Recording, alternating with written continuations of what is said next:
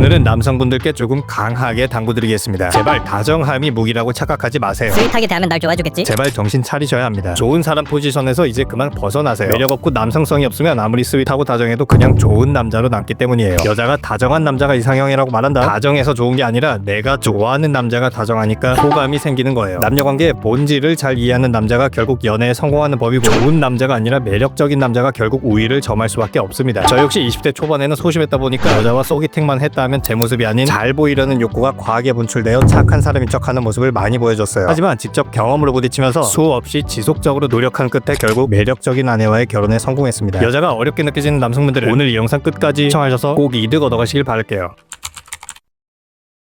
자, 여러분 입장 바꿔서 여러분이 여자라고 상상해 볼게요. 만약 여러분이 남자와 단둘이 만났는데 남자가 눈도 잘 못 쳐다보고 대화하고 손을 자꾸 부석거린다거나 아니면 반대로 완전히 얼어 있어서 내 얘기를 잘 안 듣고 멍 때리는 느낌이라면 여러분은 이 남자한테서 남성성을 느낄 수 있으신가요? 절대 느낄 수 없을 겁니다. 물론 외모가 완전히 내 취향이거나 엄청 잘생기면 그마저도 귀여워 보이겠죠. 하지만 보편적인 남성분들은 대부분 평범한 경우가 많습니다. 그렇기 때문에 반드시 필수적으로 기본적인 남성성은 갖고 계셔야 해요. 그중 가장 기본적인 것이 바로 눈맞춤입니다. 여자가 너무 본인 스타일이어서 긴장되거나 여자 자체에 대한 어색함이 있는 분들은 상대방이 나한테 말할 땐 눈을 잘 마주치는데 정작 내가 대화할 땐 상대방 눈을 잘 못 마주치는 경향이 있어요. 잠깐 천장을 보거나 다른 곳을 보는 건 괜찮지만 그 횟수가 많아질수록 여자는 이렇게 생각해요. 이 사람 왜 이리 가벼운 느낌이 들지? 뭔가 여성적인 느낌이 드는데? 실제로 여러분이 가벼운 성격이 아닌데도 불구하고 단편적인 행동만을 보고 심리적으로 선입견을 갖게 될 리스크가 생긴다는 뜻입니다. 본인 앞에서도 이렇게 정신줄을 못 잡는데 이 남자가 본인을 지켜줄 수 있을 것이라고 생각하는 여자가 과연 얼마나 될까요? 본능적으로 이 남자는 나를 지켜줄 수 없는 남자라고 판단하고 이성적 매력을 느끼기 어렵습니다. 대화할 때 눈을 못 마주치는 행위는 꼭 연애 관계 측면에서뿐만 아니라 사람 대 사람으로서도 자신감 없어 보이는 행동이에요. 이와 더불어서 긴장해서 다리를 떤다거나 들떠서 안절부절 못하고 어깨를 흔들거리는 행동, 손 제스처가 매우 부산스러워 보이는 행동 등은 상대방 입장에서 절대 매력을 느낄 수 없습니다. 특히 제 전자책을 읽고 매력적인 여자와 사귀는 데 성공했다고 말씀하시는 분들 중 기본적인 이 행동 교정부터 실천하신 분들이 되게 많아요. 그렇기 때문에 매력적인 여자와 소개팅을 하신다거나 단 둘이 만나는 자리가 생겼다면 차분하지 못한 면을 보여주고 있진 않은지 한번 체크해 보시는 걸 권장드릴게요.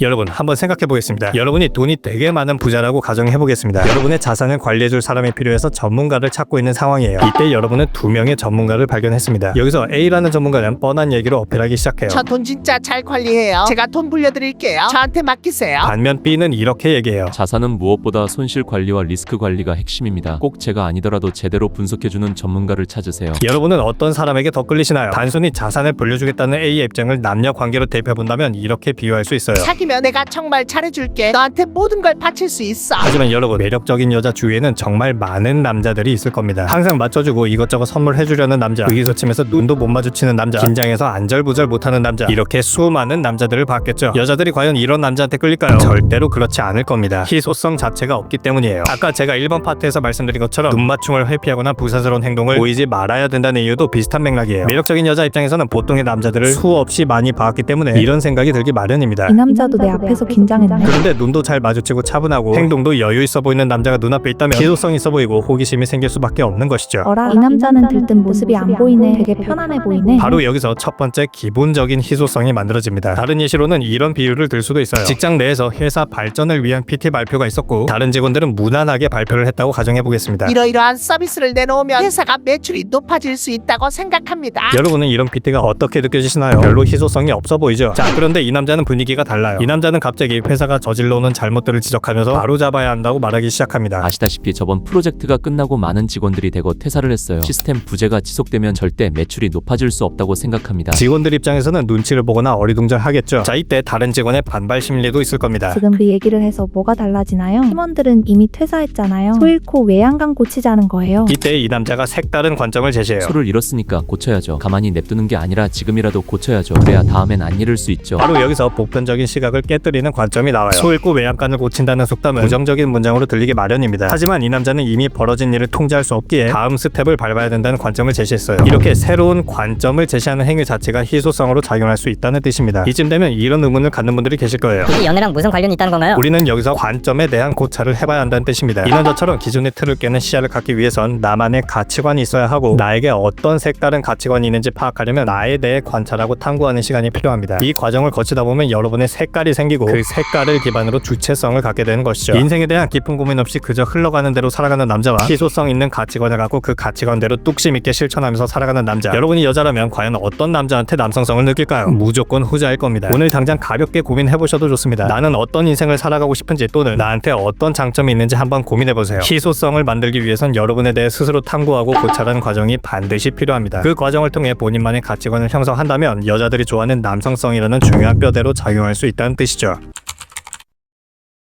전자책을 읽고 직접 실천한 이후부터 좋아하는 여자와 사귀게 되었다고 감사 인사를 전해주시는 분들이 생겨나고 있습니다. 제가 성공하신 분들을 유심히 관찰해봤는데 그분들한테서 공통점을 하나 발견했어요. 절대 남들과 비교하지 않고 오직 나의 내면에만 집중하면서 꾸준하게 성장하셨다는 점입니다. 비교군이 외부로 향하지 않고 나에게 향해 있다는 뜻이죠. 중요한 건 이렇게 내면에 집중하고 스스로를 다스리는 통제력이 있는 남자들이 여자들한테 인기가 많다는 거예요. 여자는 기본적으로 남자가 갖고 있는 당장의 가치보다 미래에 얼마나 가치가 높아질 것인지에 대한 기대 심리가 깔리는 경우가 많습니다. 그걸 현재 태도를 보고 유추하는 것이죠. 그냥 소개팅에서 두 남녀가 만났는데 민기 씨는 퇴근하시면 주로 뭐 하세요? 요즘은 마케터 교육 들으러 다녀요. 마케터 교육이요. 왜요? 2년 내에 승진하는 게 목표인데 영업 직군이다 보니까 꼭 다녀야겠더라고요. 여기서 일단 여자는 남자가 능력 발전을 위해 꾸준하게 무언가를 하고 있다는 정보를 획득했습니다. 이 정보를 토대로 지금 현재보다 미래의 발전 가능성을 확인하는 것이죠. 막연한 계획과 목표가 아니라 2년이라는 정확한 기한을 얘기했고 목표를 이루기 위해 직접 실천하고 있다는 점에서 남자의 남성성을 확인할 겁니다. 여자 앞에서 허세와 과시를 보이면 안 된다는 생각이 사로잡혀서 여자가 먼저 물어봤는데도 불구하고 일부러 정보를 숨길 필요는 없어요. 여자 입장에서 남자의 일상을 궁금해하거나 평상시 어떤 생활을 하고 있는지 물어본다는 것 자체가 어느 정도 호기심이 있다는 뜻이기 때문에 적절한 타이밍이 왔을 땐 솔직하게 답변해 주시는 게 좋습니다. 제가 말씀드리는 허세와 과시가 안 통한다는 얘기는 이럴 때를 말씀드리는 거예요. 직장 생활은 좀 어떠세요? 되게 재밌게 다니고 있어요. 제가 승진에 대한 욕심이 많아서 회화학원도 다니면서 나름 열심히 하고 있거든요. 뭐야, 투머치 토커인데? 이렇게 상대방이 묻지도 않았는데 굳이 뜬금없이 설명할 필요는 없다는 뜻입니다. 즉 여자랑 대화할 때 어느 정도 대화 흐름이 미래 계획에 대한 주제 또는 가치관과 관련된 대화 주제로 접어들었을 때 자연스럽게 상황 흐름을 읽고 활용하시는 게 좋겠죠. 대표적으로 자기관리도 기대 심리를 자극하는 예시입니다. 자기관리라고 하면 보통 운동하는 남자를 말하는데 꾸준히 운동하는 남자가 왜 매력적으로 보일까요? 바로 인내심과 관련이 있습니다. 제가 늘상 강조드리듯이 여자는 감정을 잘 다스릴 줄 아는 남자한테서 묵직함과 내면의 단단함을 느낀다고 말씀드리죠. 헬스장을 다녀보신 분들은 아시겠지만 헬스장을 가는 과정은 매우 귀찮은 행동입니다. 인간은 감정을 갖고 있기 때문에 어떤 선택을 할 때마다 감정이 개입되기 마련인데 귀찮음을 이겨내고 헬스장을 간다는 것은 쉬고 싶은 본능과 감정을 잘 다스리는 행위죠. 이게 여자 입장에서 매력적으로 보일 수 있다는 뜻입니다. 꼭 헬스장 가는 행위에만 국한해서 말씀드리는 게 아니라 감정을 잘 다스리고 관리할 줄 안다는 점에 포커스를 맞추셔야 해요. 그리고 감정을 잘 다스린다는 의미는 위급 상황이 발생하거나 예측 불가능한 일이 벌어졌을 때 감정적으로 대응하지 않고 침착하게 그 일을 해결할 가능성이 높다는 의미도 내포하고 있어요. 즉 나를 지켜줄 수 있는 남자로 인식될 수 있고 이 남자가 미래에 더 큰 가능성을 품고 있는 존재로 인식되는 것이죠. 여기서 가능성이란 경제력이 될 수도 있고 능력이나 네트워크, 리더십 등이 될 수도 있어요. 그럼 감정을 아예 제거하라는 뜻인가요? 그런 말이 절대 아닙니다. 본인의 감정을 느끼고 객관적으로 인지할 수 있는 능력, 그리고 그 감정을 침착하게 다스리는 능력, 이게 바로 핵심이에요. 감정 자체가 없는 사람은 되게 위험하죠. 내가 하는 말이 상대한테 어떤 불쾌함을 주는지 전혀 모르고 있기 때문에 사회성 없는 행동을 보여줄 수도 있고 이 행동은 엄청난 마이너스로 작용합니다. 상당히 중요한 부분이기 때문에 이 내용은 4번 파트에서 다뤄볼게요.